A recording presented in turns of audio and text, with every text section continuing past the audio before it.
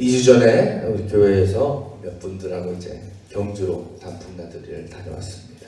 1박 2일 동안 이제 경주에서 지내면서 또 오고 가면서 정말 아름다운 단풍들을 보았고 눈이 호강한다 라는 말을 참 실감하고 돌아왔습니다.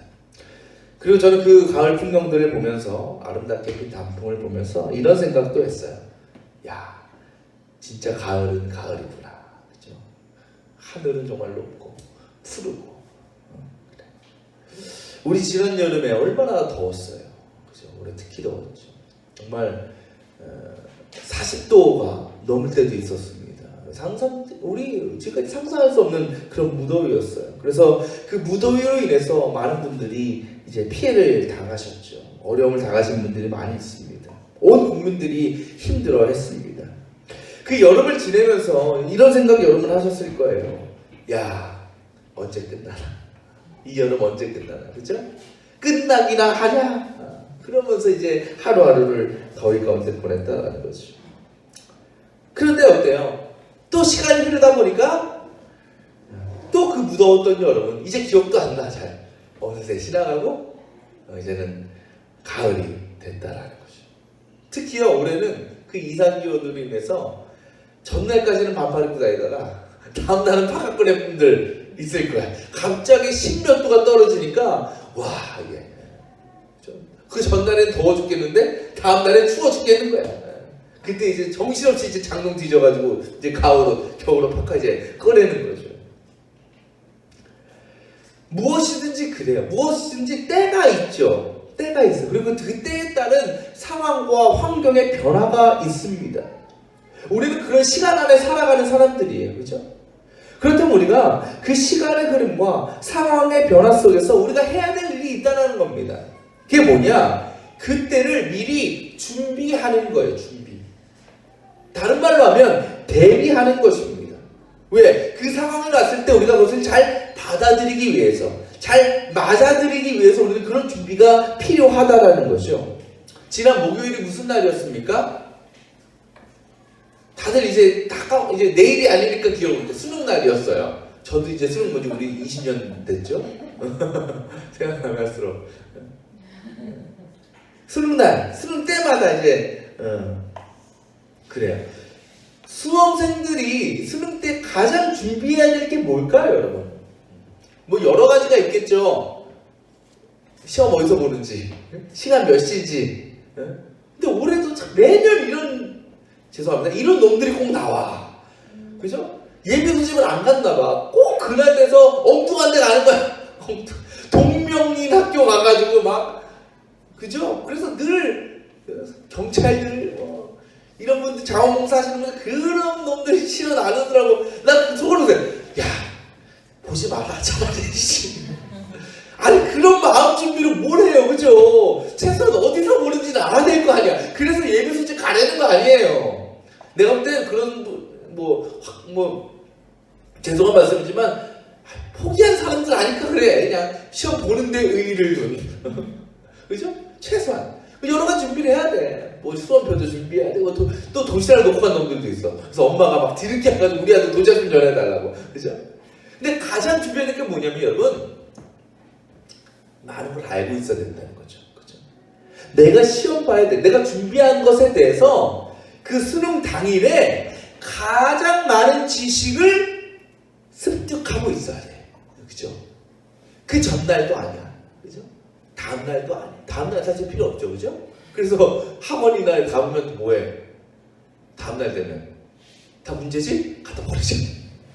어디는 막 학교에서 던져. 삼치 이스름 중에서 바다가 던져버려. 필요 없다고. 그 중에 재수한 애들이 이제 큰일 나는 거지. 재수한 애들은 뉴스 났어요. 자기 문제 찾으러 가는 거야. 뒤지러. 그래요. 다음날 필요 없어. 전날도 언제? 당일날 가장 많은 걸 갖고 있어야 돼요. 그것을 가진 것을 풀 때 좋은 성적을 얻을 수 있다라는 거죠. 근데 우리 신앙에서는 어떨까? 우리 신앙에서 우리의 삶의 끝이 있어요, 없어요? 끝이 있죠. 이 세상의 삶은 끝이 있어요. 언젠간 우리는 가요. 하나님이 부르실 때든 아니면 주님께서 이 땅에 오실 때이든 우리는 가지만 우리는 소망이 있어요. 뭔 소망? 천국에 대한 소망, 부활에 대한 소망이 있다는 거죠. 우리는 그 소망을 품고 살아가는 겁니다. 그렇다면 우리가 마지막에 하나님 나라에 가서 그 영광을, 놀라운 가장 큰 영광을 누리려면요, 상식적으로 생각할 때 우리가 신앙생활을 이 땅에서 하면 할수록, 그렇게 주님 앞에 갈 날이 가까우면 가까울수록 우리의 삶에 어떤 변화가 있겠어요? 점점 더 내 신앙과 믿음을 통한 그 믿음의 열매들이 점점점 많아져야겠죠. 더 놀랍게 채워져야겠죠. 그렇죠? 그래서 주님이 주시는 은혜와 복으로 점점 채워져야 돼요, 우리의 삶과 신앙이. 근데 정말 그래요? 여러분 가운데는 짧게는 몇 년, 길게는 수십 년, 더 나아가서는 평생을 신앙 안에 사는 분들이 있는데, 정말 내 삶을 돌아볼 때 정말 내 안에 그 믿음의 열매들이 날마다 점점 채워지는 걸 내가 깨닫느냐는 거예요. 하나님의 복과 은혜가 정말 넘쳐나는 걸 느끼냐는 겁니다.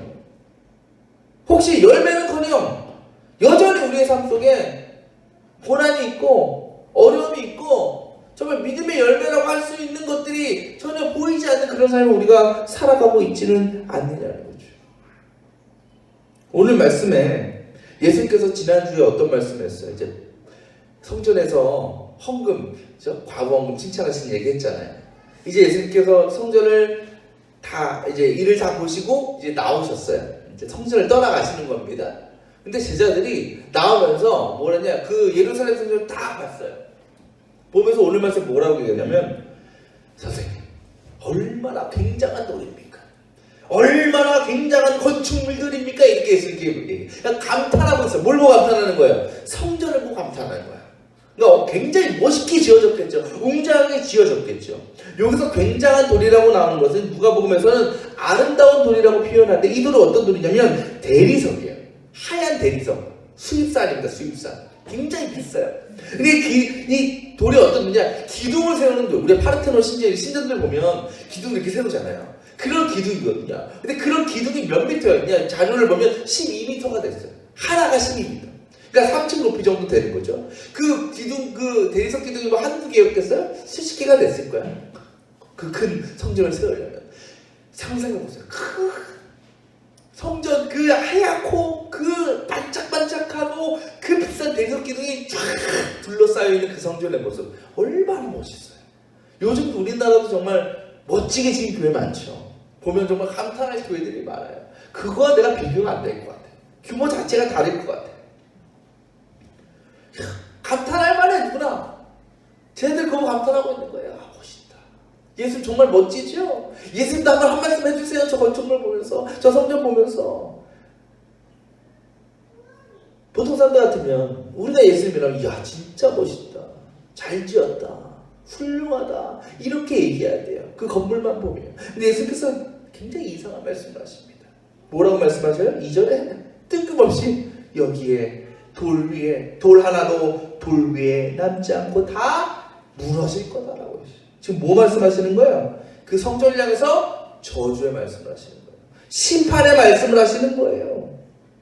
이 예수님의 말씀은요, 저희들에게 큰 충격, 너무나 큰 충격이었어요. 왜 그러냐면, 당시 성전은요, 어떤 의미냐면, 당시 유대인들은 어떻게 생각했냐, 하나님은 성전 안에만 계신다고 그랬어요.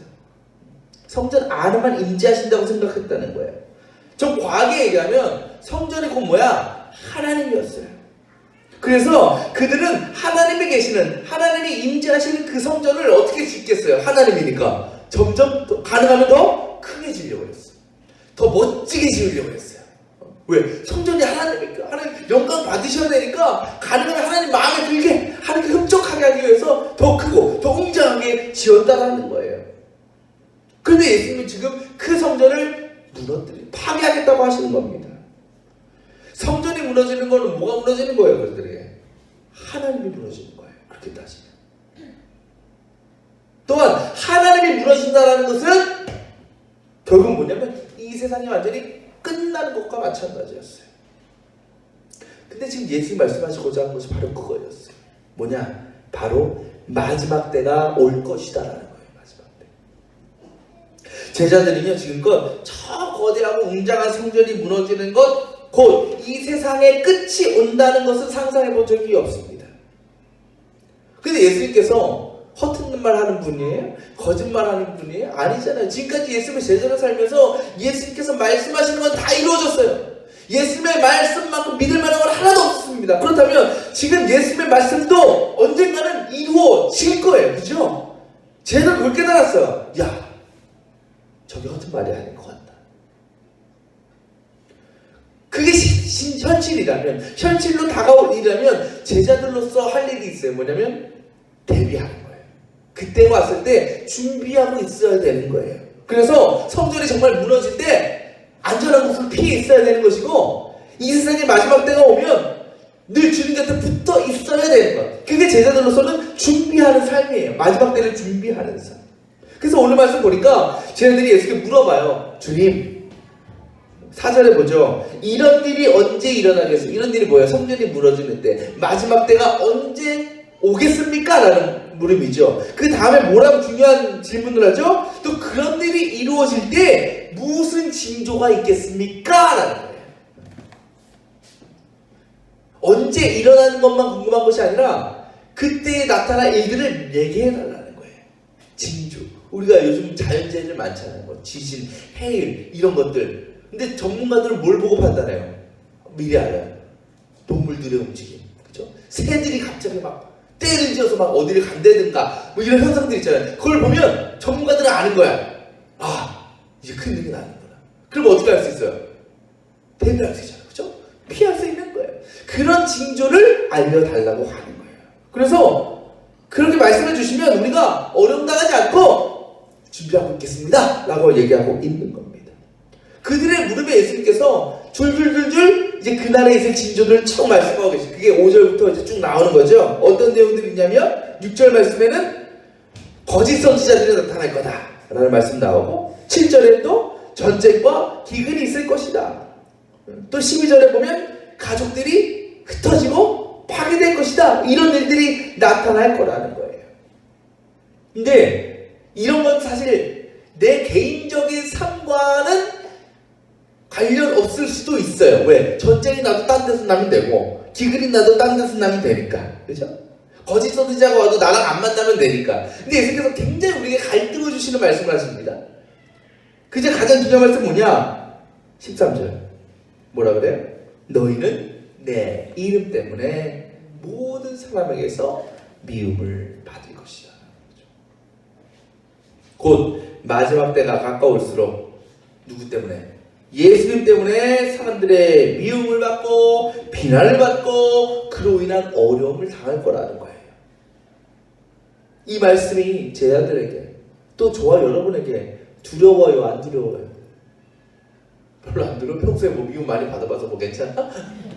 아니잖아. 얼마나 두려워요. 죽을 때까지 미움 받는데 내 사람들한테 어떻게 사나요 우리가 그러고. 여러분 우리가 그렇게 얘기하죠. 이제 우리는 죽음을 향해 나아간다고 얘기하잖아요. 우리의 삶 자체가 살면서 죽음을 향해 나아가는 삶이에요. 맞죠? 사실 우리가 이제 가까워오고 있잖아. 우리의 죽음은요. 이 세상에서의 죽음은 반드시 그때가 옵니다. 그러니까 우리는 다시 말하면 예수께서 오늘 말씀하시는 이 마지막 때를 살고 있는 사람들이에요. 그런데 그때는 믿지 않는 사람에게는 어떤 날이겠어요? 종말의 때가 될 것이고 심판의 날이 됩니다.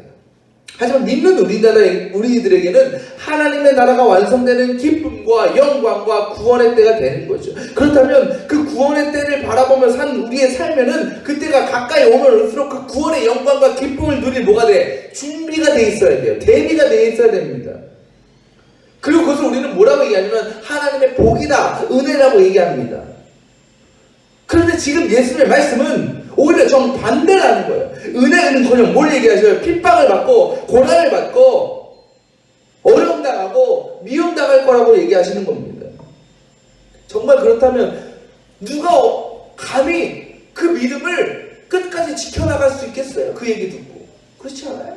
평생을 고통받아야 된다면, 예수님 때문에 고난받아야 된다면 우리가 어떻게 신앙생활을 할 수가 있겠냐는 겁니다. 왜 예수님은 이렇게 얘기하실 수밖에 없었을까? 10절 말씀은요, 오늘 예수의 말씀의 핵심이라고 할 수 있어요. 10절 말씀 우리 다 같이 한번 읽어볼까요? 10절 먼저 시작. 먼저 복음이 모든 민족에게 전파되어야 합니다. 오늘 주시는 메시지는 이거 하나예요. 이거 하나. 예수님께서 마지막 때에 나타날 그 혼란스러운 상황 가운데 뭐가 나타나야 돼? 그리스도의 복음이 전해져야 된다라고 하십니다. 근데 동일한 말씀이 기록된 누가복음에서는 뭐라고 얘기하시냐면 이것이 너희들에게는 이것이 뭐겠어요? 그 고난과 미움받는 그 모든 것들이 우리들에게는 뭐다? 증언할 기회가 될 것이다 라고 얘기해요. 뭘 증언하겠어요? 복음을 증언하는 거죠. 곧 예수님께서 마지막 날이 될 때까지 우리를 사람들로부터 핍박당하고 어려움을 당하게 하시는 이유가 뭐라고요? 그것이 예수 그리스도를 증거할 기회가 되기 때문이다라는 겁니다. 그 일을 위해서 우리를 미움당하게 하신다는 거예요. 그것이 어떻게 가능할까? 어떻게 그럴 수 있을까? 우리 사도 바울 잘 알죠. 사도 바울이요, 하루는 빌립보 감옥에 갇혔습니다. 근데 왜 갇혔냐? 뭐 하다 갇혔겠어요? 복음 전하다 갇힌 거예요. 복음 전하고 귀신 들린 여종을 고쳐준 것 때문에 혼란스럽게 한다고 감옥에 가둔 거예요. 하나님만 일하다가 갇힌 거죠. 그러면서 그 바울은요, 관리들에게 옷을 찢기고 수없이 매질을 당하면서요, 고문을 당하고 옥에 갇힌 거예요. 바울이 한 일은 뭐밖에 없어요. 바울도 마찬가지로 마지막 때를 기다리면서 하나님의 일을 열심히 한 것밖에 없습니다. 그렇다면 바울은 하나님에게 큰 복을 받아야 돼요. 은혜를 누려야 돼요. 하지만 오히려 그 일로 인해서 사람들에게 정말 미움받고 박해당하고 두드려맞고 감옥에 갇히기까지 한 겁니다. 누구 때문에? 순전히 예수님 때문에. 보통 사람들 같으면 주님 원망하지 않겠어요? 이렇게까지 됐는데 보통 고난도 아니고 두드려 맞고 옷이 찢기고 온갖 수모를 당하고 그러면서 괜한 일 했다고 후회하지 않겠어요? 내가 이러려고 예수 믿었나? 내가 이러려고 복음 전했나? 근데 사도 바울은 그러지 않았어요. 그 내용이 기록된 사도행전을 보면요, 이렇게 얘기합니다. 한밤쯤 되어서 바울이 기도하면서 하나님을 찬양하는 노래를 불렀다. 뭐 했다고요? 그 고난 가운데 찬양했다. 미친 거죠. 정신 나갔다고 생각했을 거예요. 아니 어떻게 그 감옥에서 그 온갖 수모를 당하고 그 고통 가운데 찬양할 수 있느냐. 근데요, 그 찬양 가운데 놀라운 일이 일어납니다. 어떤 일이에요? 갑자기 지진이 일어나는 거예요. 감옥이 흔들리는 거예요. 그러더니 감옥의 문이 탁 열리는 겁니다. 더 놀라운 것은 그곳에 갇혀있던 모든 죄수의 수갑과 발을 묶어놓은 착고들이 다 풀려버린 거예요. 근데 정말 놀라운 사건은요, 그 다음에 일어납니다. 그곳을 지키는 간수가 있었지 않았겠어요? 간수가 그 모습을 보고 그 광경을 보고 얼마나 놀랐겠어요. 그러면서 어떤 생각했냐고 나오냐면 나 이제 죽었다. 왜? 그 사람들 다 그렇게 탈출하면 누구 책임이에요? 간수 책임이잖아. 그죠? 그래서 바울한테 뭐라 그러냐면 날 대신 죽여달라고 그래요. 날 대신 죽여달라고. 근데 바울은 아니다. 하나님이 하신 일이다. 걱정하지 말아라. 이 간수는요, 바울의 말을 듣고 정말 하나님이 살아계시구나, 이거 정말 하나님의 능력이라는 것을 깨닫게 됐어요. 그 다음에 그거 어떻게 된 줄 아세요? 바울에게 저 세례해주세요. 저 예수님 믿겠어요. 그렇게 예수님 영접하고 세례받았어요. 뿐만 아니라 그 간수의 가족들까지도 예수를 믿고 구원받는 역사가 나타났다는 거예요. 결국 뭐 때문에 이런 일이 나타난 겁니까? 시작은 뭐예요?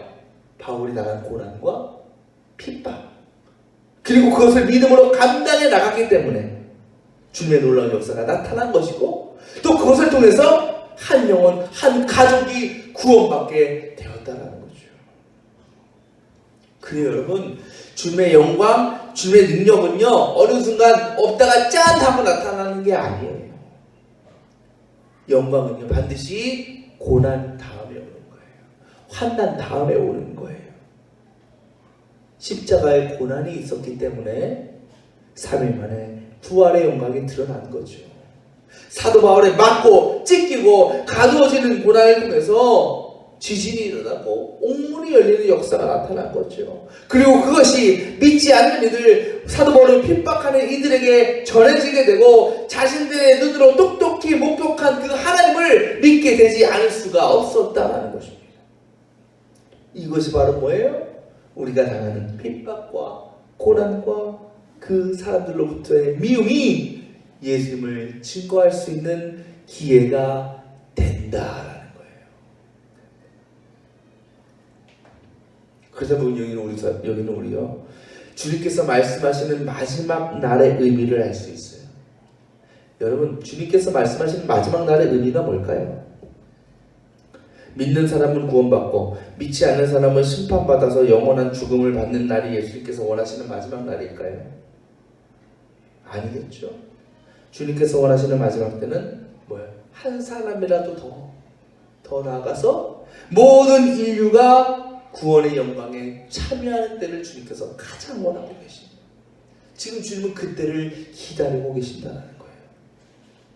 근데 문제는 우리는 그렇게 생각하지 않을 때가 너무나 많다는 것입니다.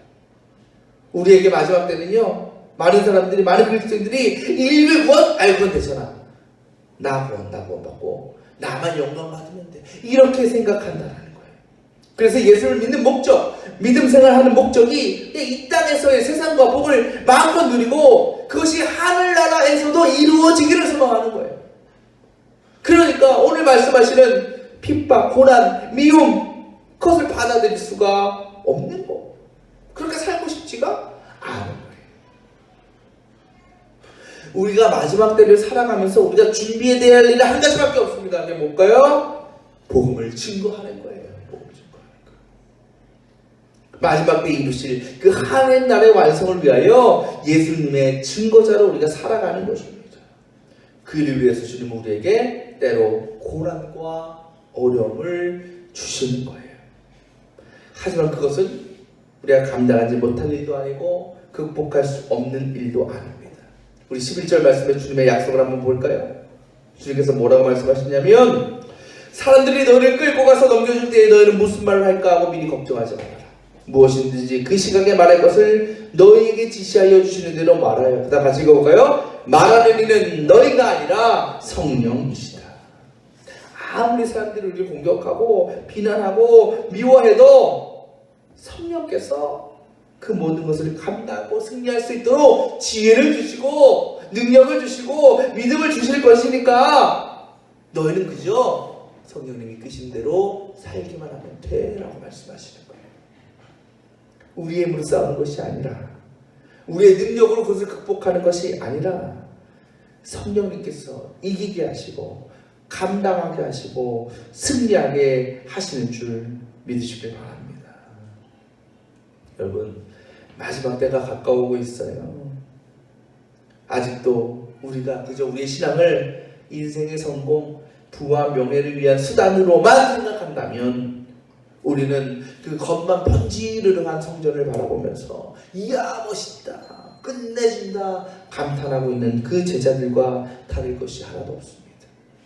믿음은 성전을 바라보는 것이 아니라 하나님을 바라보는 것이고, 그분의 뜻이 이루어지도록 여러분 자신을 사용하는 것입니다. 특별한 거 없어요. 그 여러분이 일하는 일터에서, 가정에서, 일상의 삶에서 성령의 이끄신 대로 성령의 말씀에 순종하면서 주님께서 원하시는 삶을 살아가는 것, 그거면 되는 거예요. 우리가 살아가는 그 마지막 날들 가운데, 여러분의 삶 가운데 무엇보다 하나님께서 이루시는 구원의 역사가 나타나기를 바랍니다. 단 한 영혼이라도 여러분을 통해서 예수를 믿고 예수께 나오고 구원을 받을 수 있다면 여러분 가장 복되고 가장 하나님께서 기뻐하시는 주님의 자녀가 되는 것입니다. 그를 위해서 때로 고난을 주셔도, 어려움을 주셔도 무너지거나 굴복하지 말고 모르지에 모든 힘과 능력을 주시는 성령님을 의지해서 끝까지 그 삶을 감당해 나갈 수 있기를 바랍니다. 그래서 결국 그 마지막 때에 이루실 온 땅에, 온 인류의 구원의 날을 소망하면서 그때를 바라보면서 늘 큰 기대와 소망 가운데 살아가는 저와 여러분이 되시기를 축원합니다.